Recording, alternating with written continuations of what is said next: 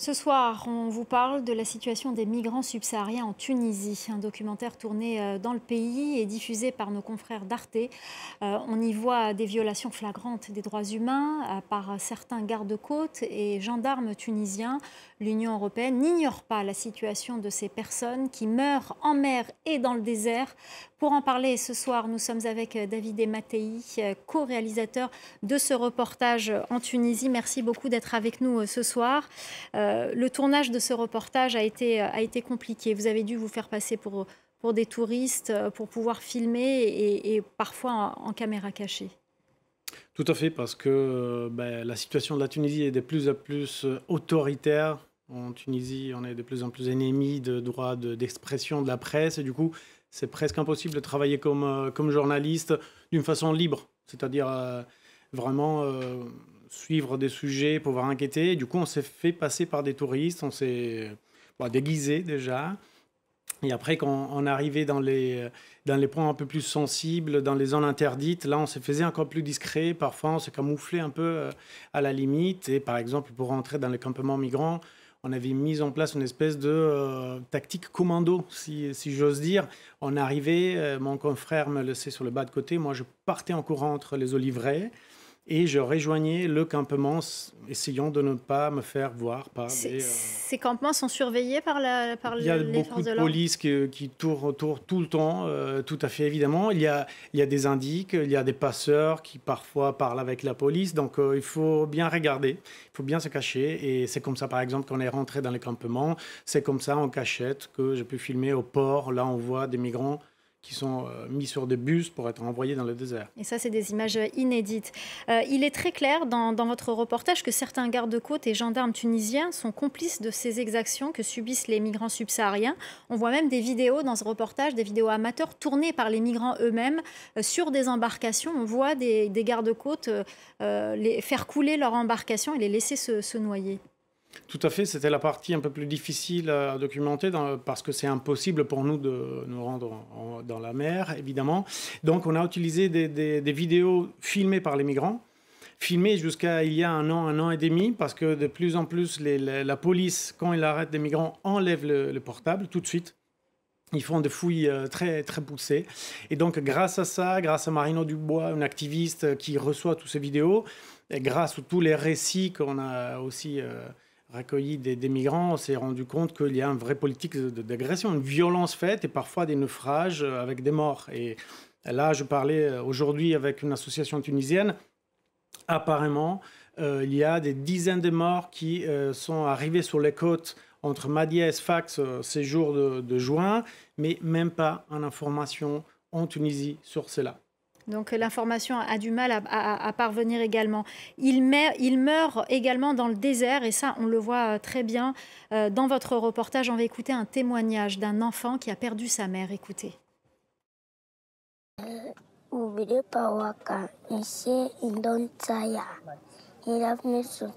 Somebody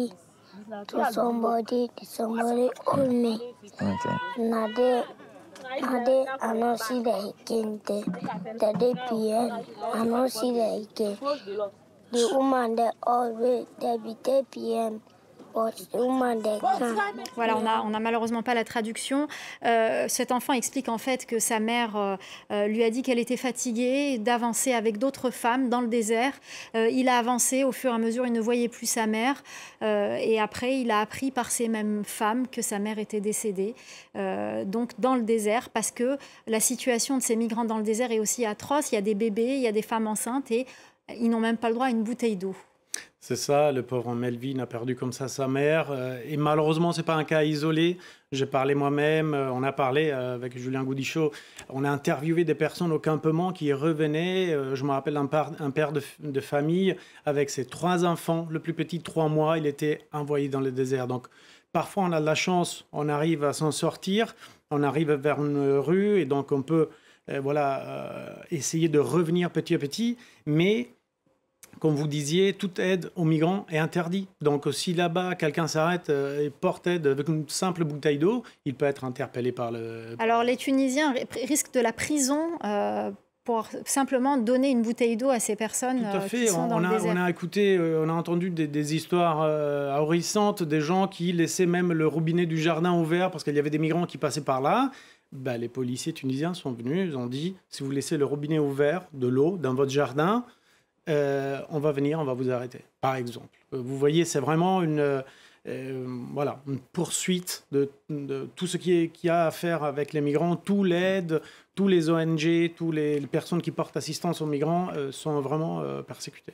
Alors, un point très important, vous avez pu contacter et rentrer en contact avec l'Union européenne parce que ce qui se passe aussi, c'est parce que l'Union européenne encourage la Tunisie à faire barrière à ces migrants subsahariens pour ne pas arriver en Europe. Et les réponses ont été assez incroyables, je dirais, puisque la réponse qui vous a été donnée, c'est que si ça avait été les Russes ou les Chinois qui avaient été là, ça aurait été pire. Ils n'ignorent pas en fait ce qui se passe sur le terrain, mais que les résultats sont bons. Au final, qu'il y a beaucoup moins de migrants qui passent par la Tunisie qui arrivent en Europe.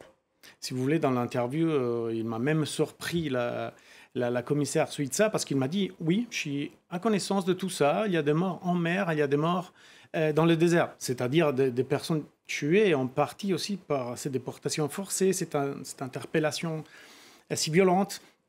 Donc ça m'a surpris. Par contre, j'ai trouvé très, très sincère, si vous voulez, la commissaire européenne. Je crois qu'elle pense en termes d'arriver à Lampedusa, arriver en Italie, arriver donc en Europe. Et donc, elle dit, s'il y avait des Russes, peut-être ils pourraient utiliser les migrants pour nous envoyer des migrants. Comme ça, on a un régime autoritaire, les migrants n'arrivent plus. Mais ça veut dire qu'elle pense, et la Commission, donc je crois aussi, juste en termes d'arriver en Italie. Les droits de l'homme, ils ne sont pas pris en compte. Parce que si on voit les violations énormes de droits plus basiques, alors c'est difficile de dire ça pourrait être pire, la vérité. Le message est passé. Merci beaucoup David Mattei, co-réalisateur de ce reportage diffusé chez nos confrères d'Arte et toujours visible sur la plateforme d'Arte.